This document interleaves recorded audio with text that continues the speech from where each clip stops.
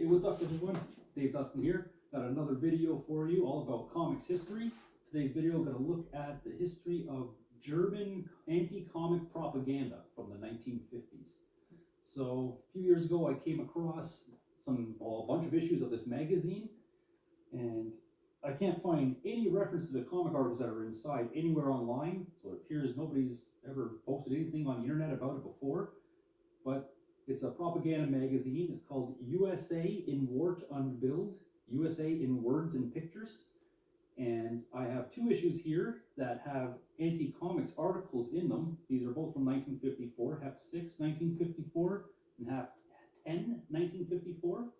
Just going to let you see from afar.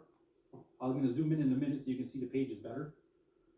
But it has one page inside here about comics, and there's some panels from the EC comic, The Story of the Orphan. I'll read that to you. And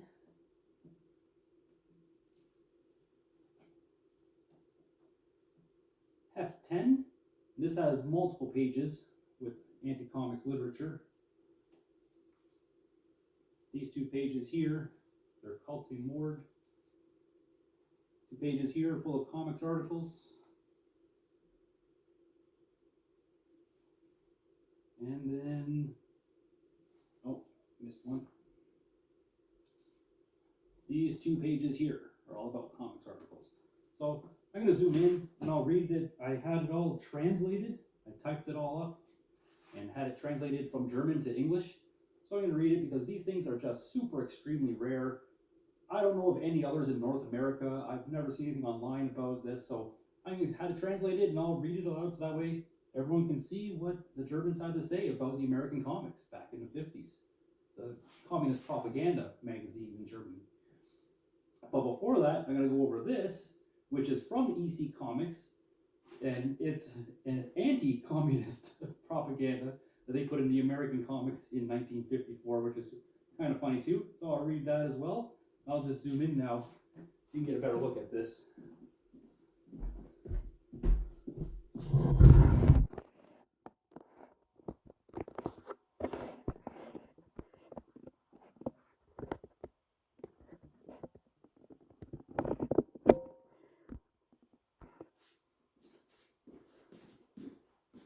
All right.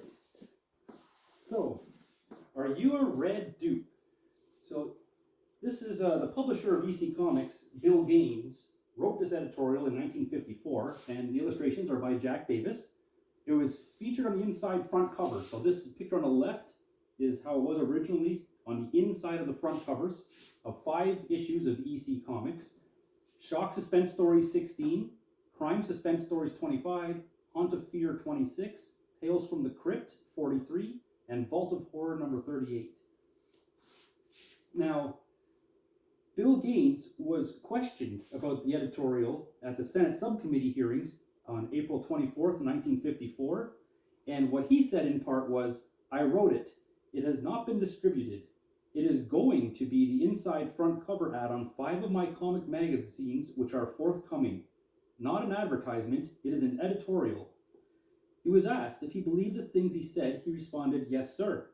When asked if he thought anybody anxious to destroy comics was a communist, he replied, "I don't believe it says that. Not anybody, just the group most anxious."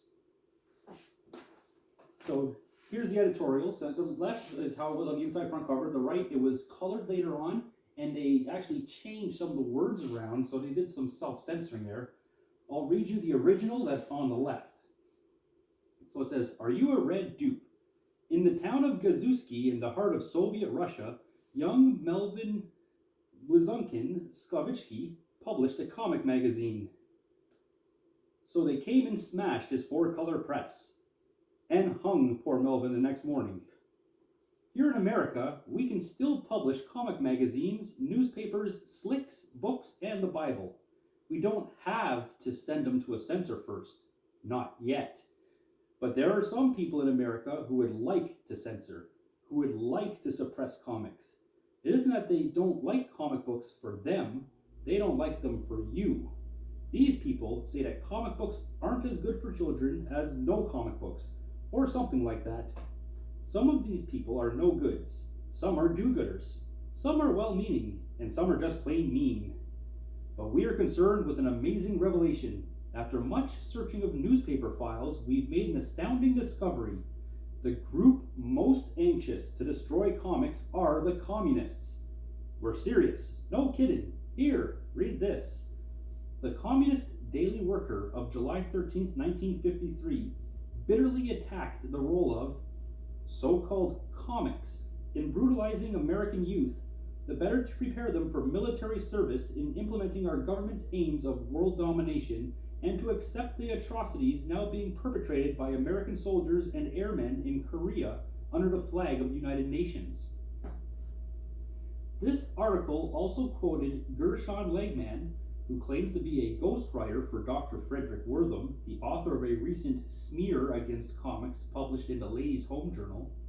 This same G. Legman, in issue number 3 of Neurotica, published in autumn 1948, wildly condemned comics, although admitting that the child's natural character must be distorted to fit civilization. Fantasy violence will paralyze his resistance, divert his aggression to unreal enemies and frustrations, and in this way prevent him from rebelling against parents and teachers. This will siphon off his resistance against society and prevent revolution.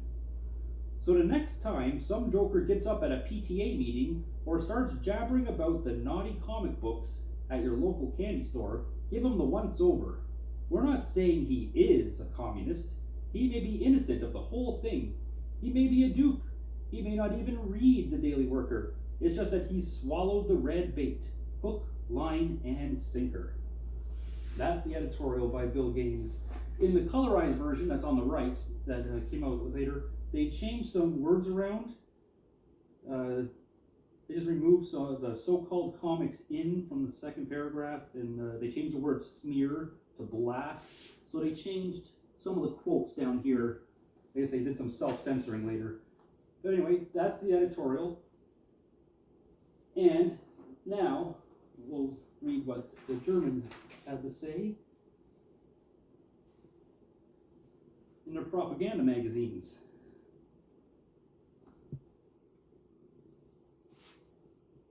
So this is the heft 6.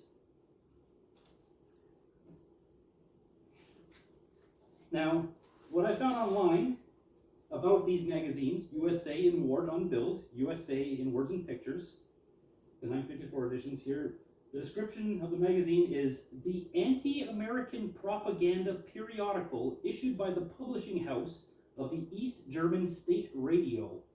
Issues run 50 pages each, numerous photo illustrations, much on Korean War, American racism, and nascent civil rights movement. Ceased publication in 1954. So that's a little description of these magazines, USA In Wort Und Bild.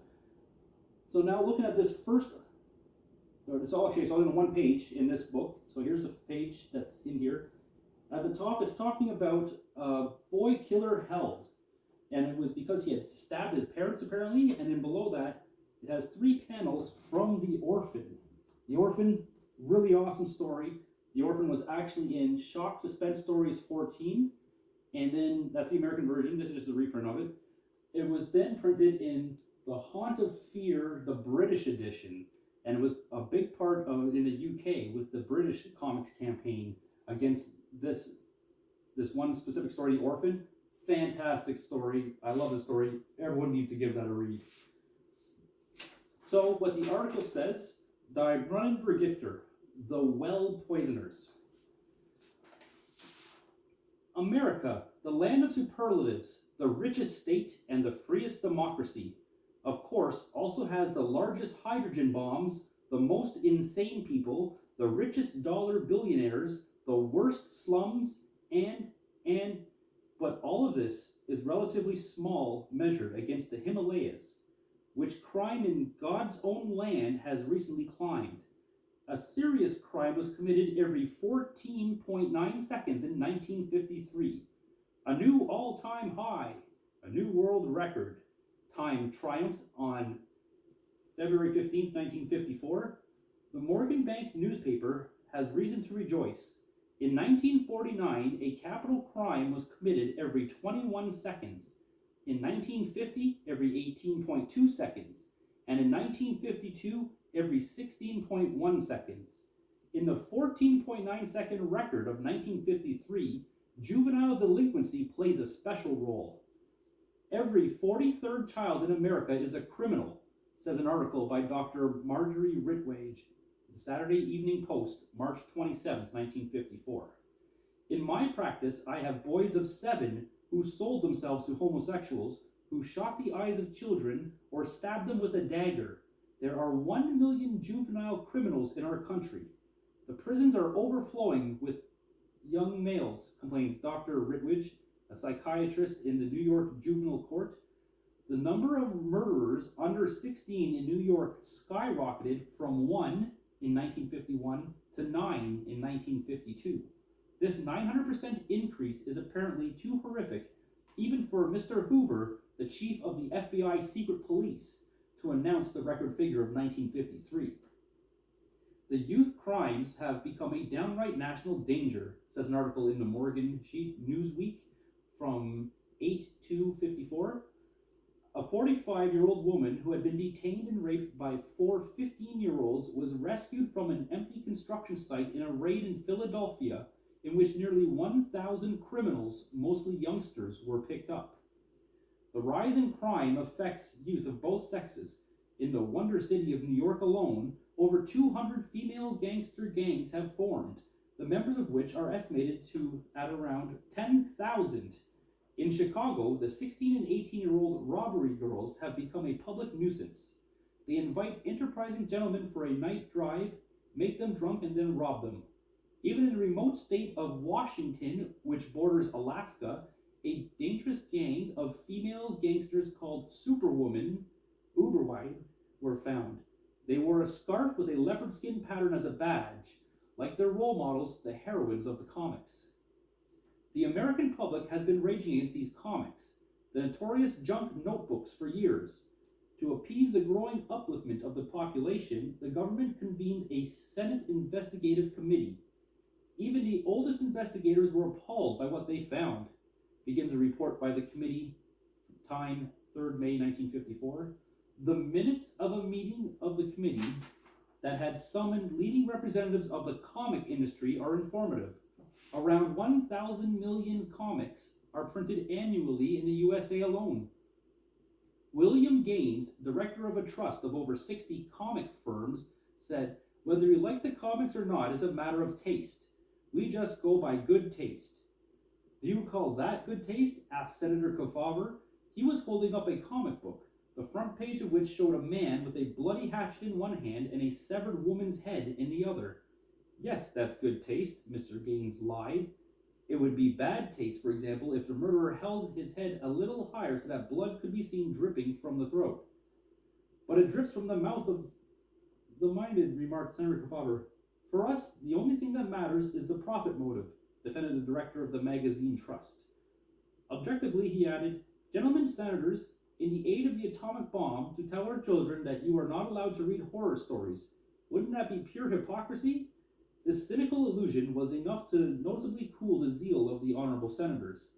They contented themselves with the observation that in addition to rubbish books, radio, television, film, etc., are causing the increase in juvenile delinquency. This comedy of inquiry, the Senate report will end up in the filing room as usual, shows how the Eisenhower government is calling for the planned poisoning in order to prepare young people for a new genocide.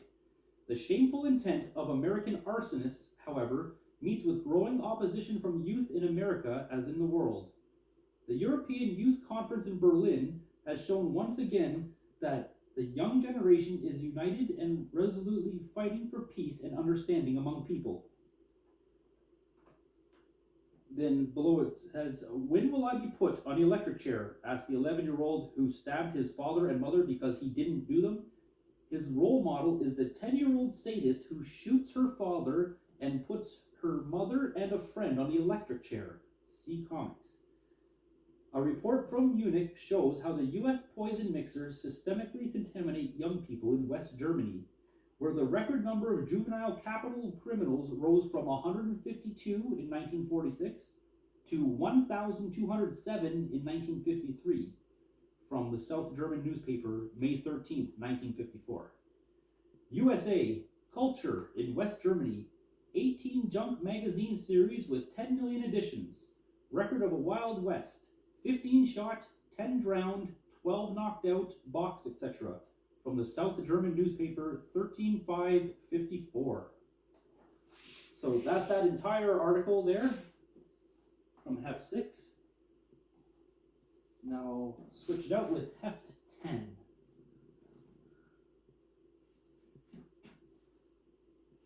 There's Heft 10. On the first page, Der Kalte Mord.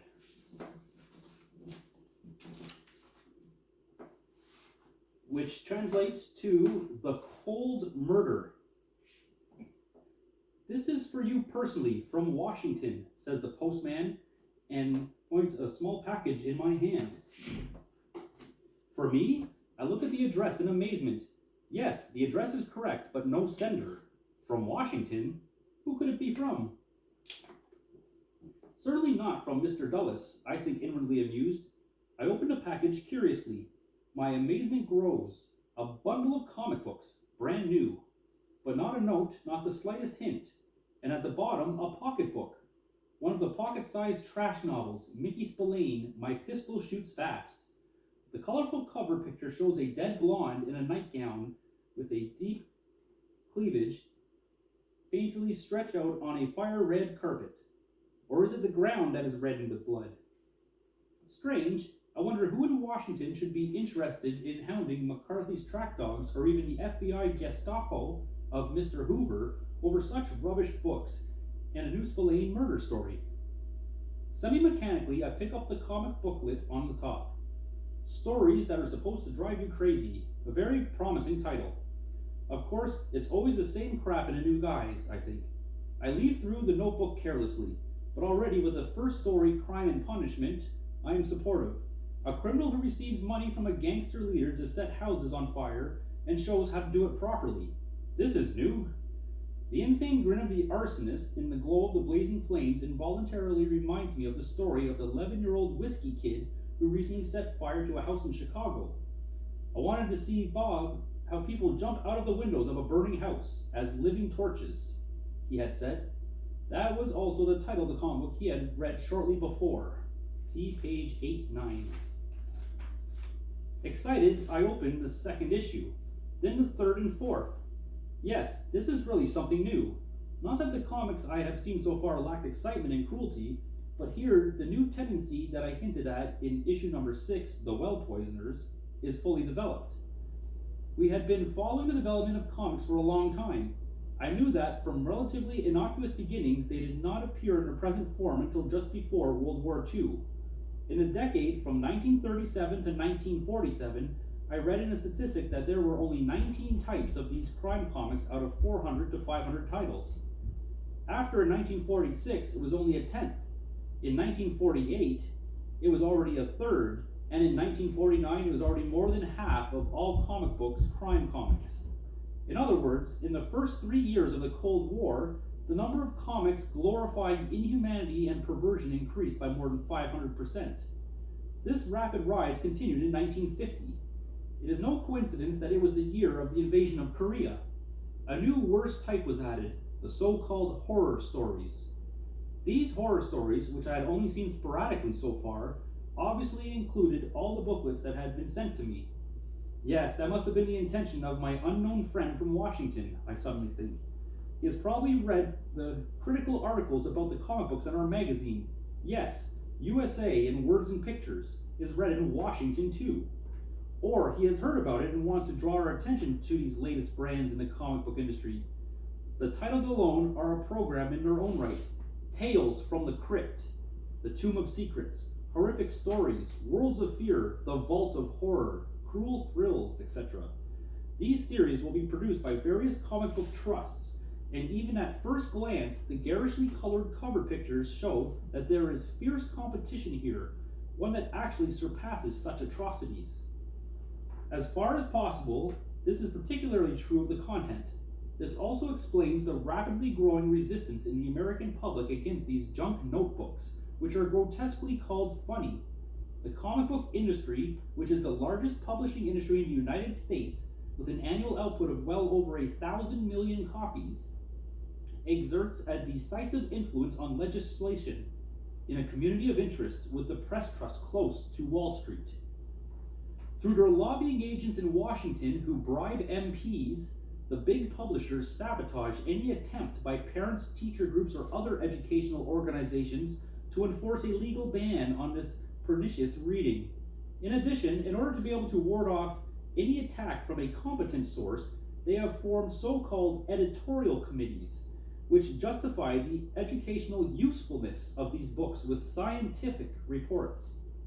It is not uncommon for well-known psychiatrists, pedagogues, and writers to be among the members of these committees, who are verifiably bought by high monthly payments. Their reports, which are frequently printed in the notebooks, are based on the most dubious reactionary theories taught in universities, and which are the basis not only for child psychiatry, but also for the training of teachers, carers, and psychologists in represent the USA. The quintessence of these pseudo-theories, which are used in all areas of mass influencing of use, is in short, not affection, but aggression is what the growing child needs. In other words, not in the spirit of humanity, but of barbarism. The youth must be educated. On the basis of this scientific theory of the said psychiatric experts, the basic law in the capitalist jungle that man is man's enemy is being developed in innumerable variants. They are indeed instructions for the use of torment and death, writes even the bourgeois Essener Tagelblatt of September 8, 54, about the motif of eye piercing, which is often found in comics. No less barbaric are the new comic series in which the basic law of monopoly capitalism to make maximum profits is drastically illustrated for immature children using practical examples. Here, the profit motive is actually driven to the extreme. Through there is a whole series where a simple murder is stepped up to sadistic murder, yes, to cannibalism. In a comic, the three half-mad Salisbury sisters get $500 from a collector for each carpet woven from the veins, muscles, and intestines of people who have been killed, if necessary, also murdered. The author of this story was undoubtedly inspired by the lampshades made of human skin of the concentration camp commandant Els Koch. Finally, in countless stories, the motif of man-eating is treated in great detail. A butcher is described who poisons people out of greed for profit, steals the corpses and chops them up, sells them as meat in his shop. The high point of this cannibalistic literature is the story of Vic Benson, who murdered his wife, carved her corpse, and stowed it in a refrigerator. The macabre story is spun out in such a way that Benson is mistakenly forced to eat his murdered wife for dinner with friends. This story is called Cold Cuts. It is reported at a breathtaking pace, with a new technology suggesting to the child reader that he himself committed the imaginably gruesome act. I must confess that I would hardly believe this level of bestiality to be possible unless my unknown friend from Washington had provided evidence. It overflows with the thought that 98% of the 30 million school children in America today devour an average of 20 to 25 of these comics, monotonously, as Albert E. Kahn reports in his book Das Spiel mit dem Tod. If only on each page, if one of these gruesome pictures were to be seen, every child would see at least 300 of these hair-raising murders each month, writes G. Legman in his work, Not for Children. There can be no doubt that the comic books exert the greatest mass influence on children, writes the well-known New York psychiatrist Dr. Frederick Wortham. Dr. Wortham belongs to the group of upright and responsible scientists who have been competing against this artificially produced brain plague for years. If you want to breed a generation that consists on the one hand of SS killers and on the other hand is to form ignorant cannon fodder for the war, then the comic books are suitable.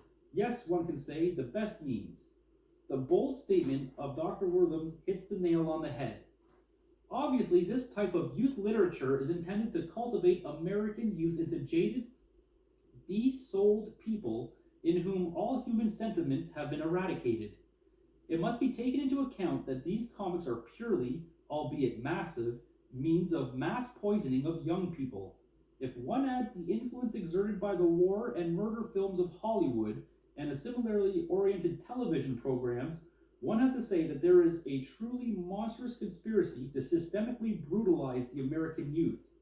There can be no doubt that this cold murder is aimed at the mental and moral crippling of the youth, which is to avoid their physical annihilation as cannon fodder for the world conquest of Wall Street. This applies not only to the American, but also to the English, the French, and last but not least, the West German youth. A youth will grow up before which the world will be frightened. I want a violent, domineering, intrepid youth. It is as if this bestial educational program that Hitler developed in conversation with Rochdale had served the American imperialists as the basis for their plan of psychological warfare. Against the cold psychological mass murder of the youth, which is an essential part of the strategy of the Cold War, all mother and father, all educators, all decent people in the whole world must stand passionately and with the utmost determination.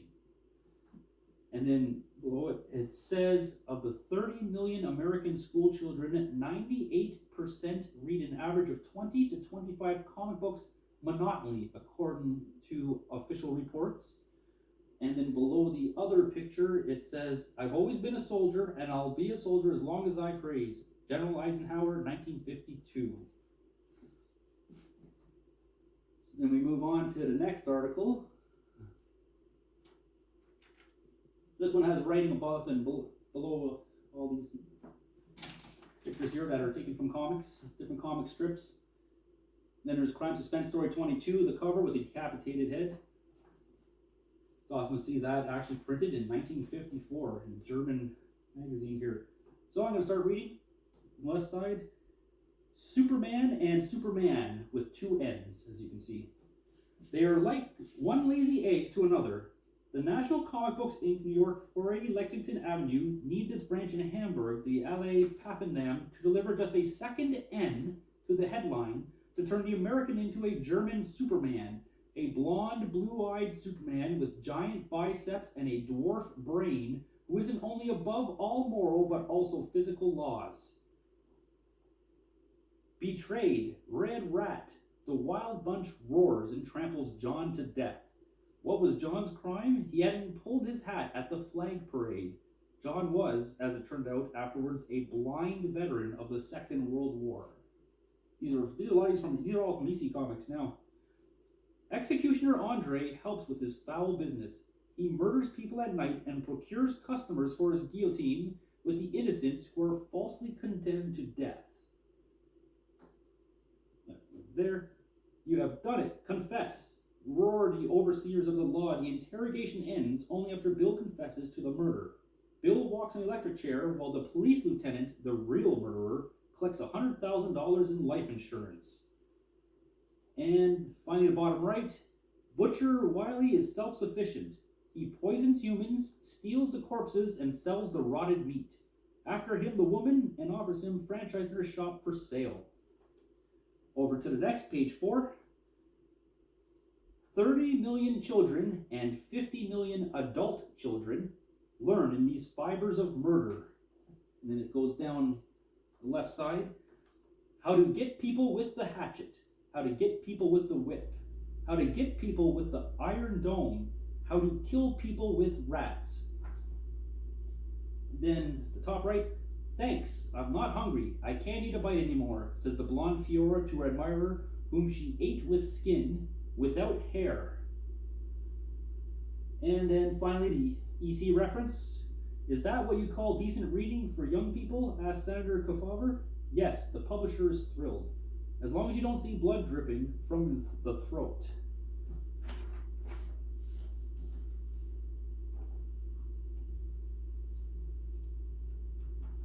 Next page, so this is called Whales in Harristown.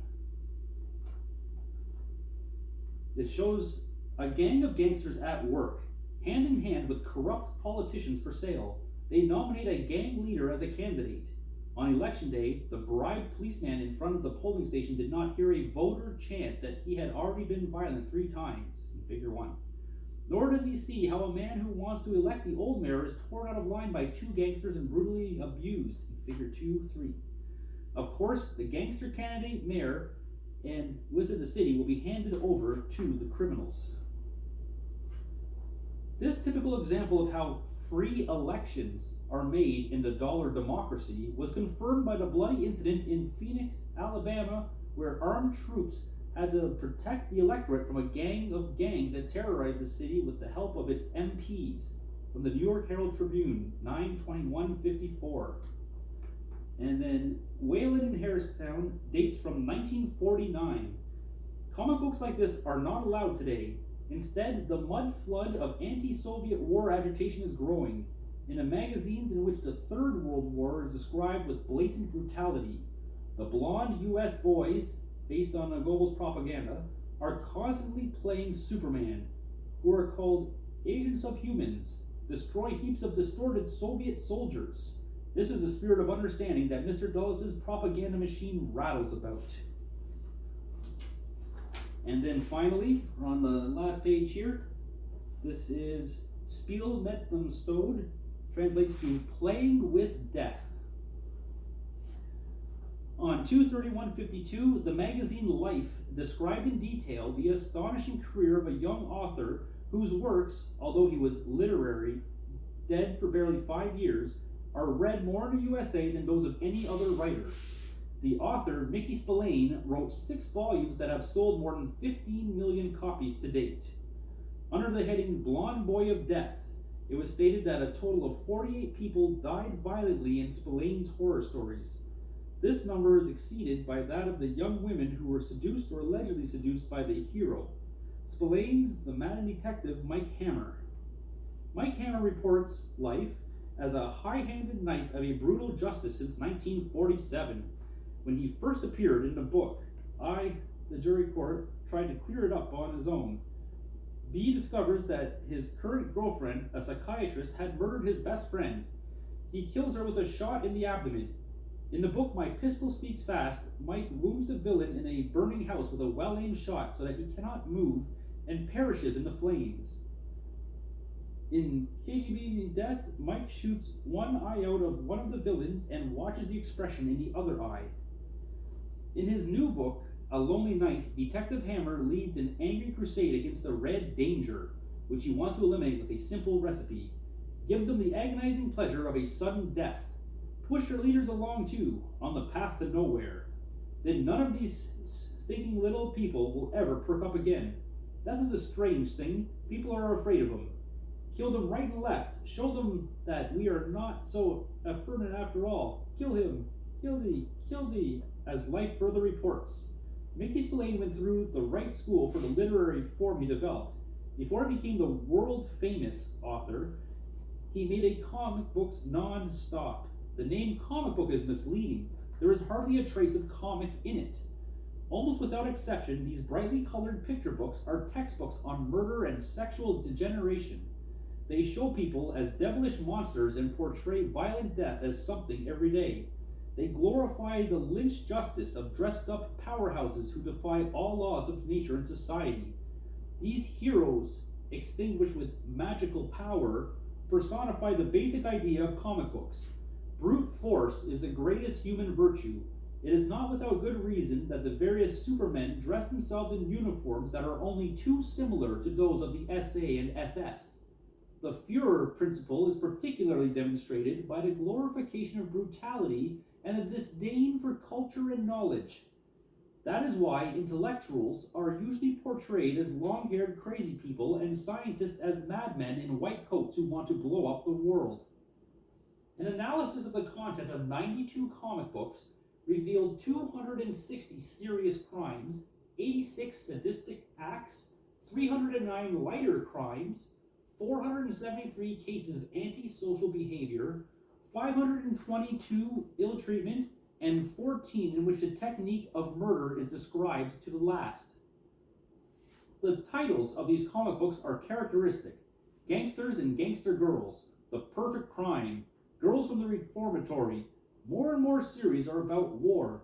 The titles show that, like nuclear war, Operation Killer, Spy Hunt, etc., these war comics, most of which are set to Korea, are full of images of grinning or grim-looking American soldiers smacking the skulls of Chinese or North Korean soldiers, portrayed as beasts with rifle butts, as they are with the shred hand grenades, kill with machine guns, machetes, or flamethrowers.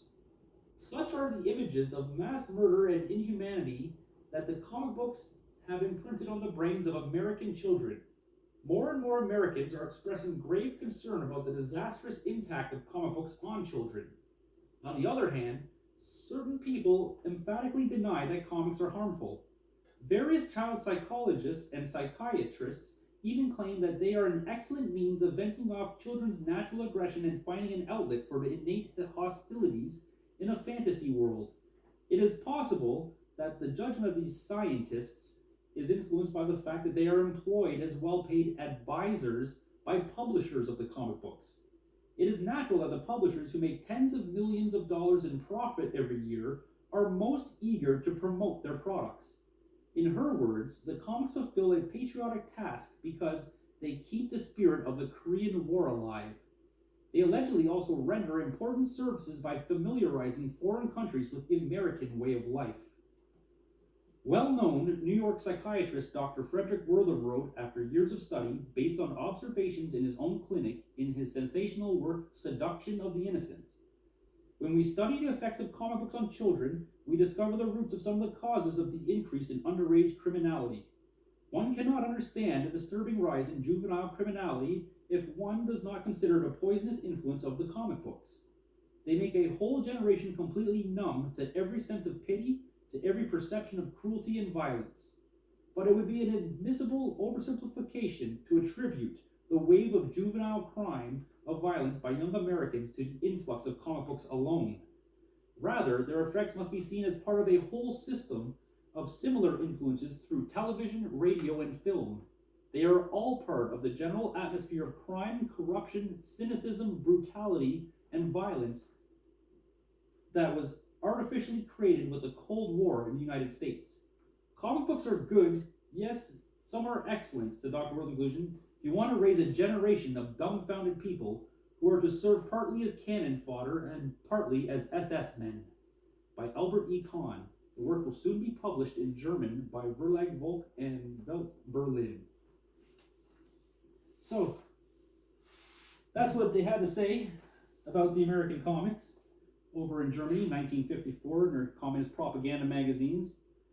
It's also really neat that they had so many EC comic references. My favorite comics of all, Tales from the Crypt, Vault of Horror, Haunt of Fear. Here we got their crime suspense stories with the severed head cover. This is just a reprint of it.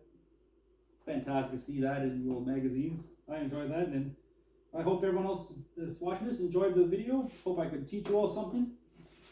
And until next time, cheers.